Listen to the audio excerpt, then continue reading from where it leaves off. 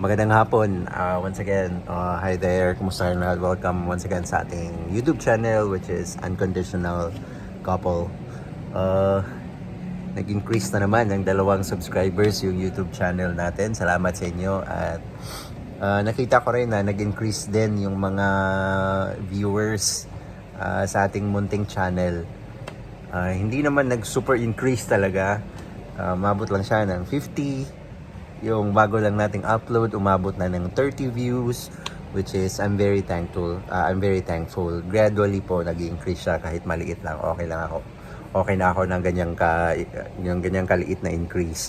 Ang importante may manunood, guys. Kahit na isa, dalawa, kapag pinanood mo yung video ko tapos may natutunan ka, happy na ako sa ganun.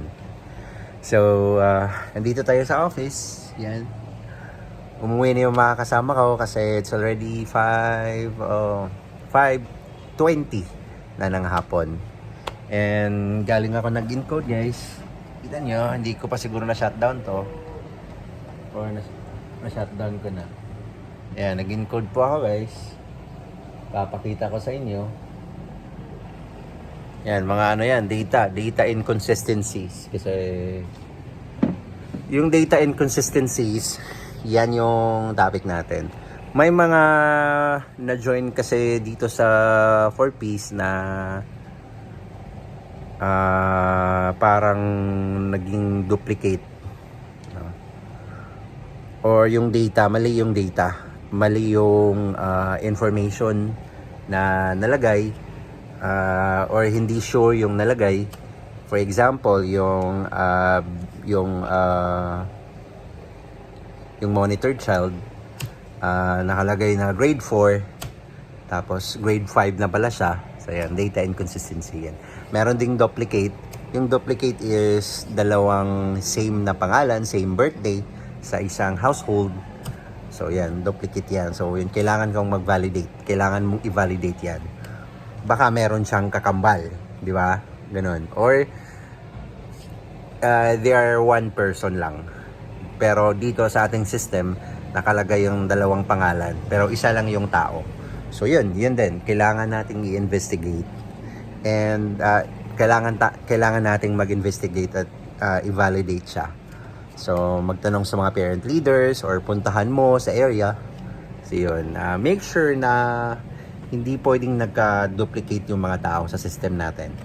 Tapos, sa inconsistency naman, we're making sure na correct yung information na meron tayo sa ating system. Pag nasabi nating grade 2 lang yung bata, grade 2 talaga yung nakalagay dyan, di ba?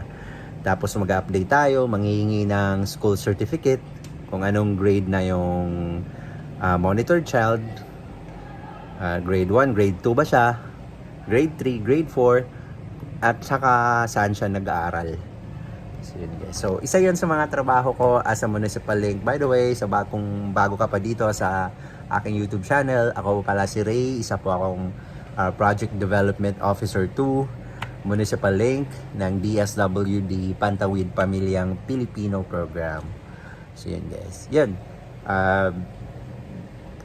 Inconsistency and duplicate, yun yung dalawang ginagawa ko dito or trabaho ko dito sa karami-raming trabaho ko dito sa DSWD 4Ps. So,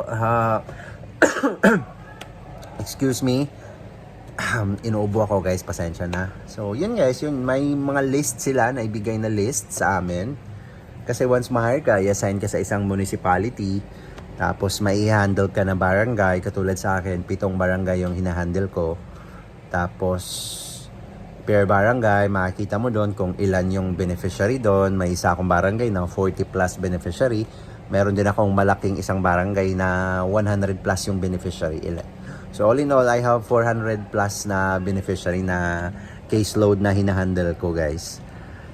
So yun, data inconsistencies, we're making sure na correct yung information na system natin. Then the other one is duplicate, walang duplicate dapat. Yung iniwasan natin yan na meron tayong duplicate na files. Okay? So yun lang siguro yung isi-share ko sa inyo guys. Gusto lang akong gagawa ako ng video today kasi isinishare ko yon yung tinatrabaho ko today guys. So hindi lang yan, kanina nag-encoding ako. Anyway, encoding sa SWIDI, sa Social Welfare Development Indicator. It's called SWIDI. At i-discuss ko din yan sa next video ko. But for now, yan lang muna guys. I hope may natutunan kayo. Inconsistency, data inconsistencies, tapos data duplication. It's a no-no. Thank you everyone. God bless.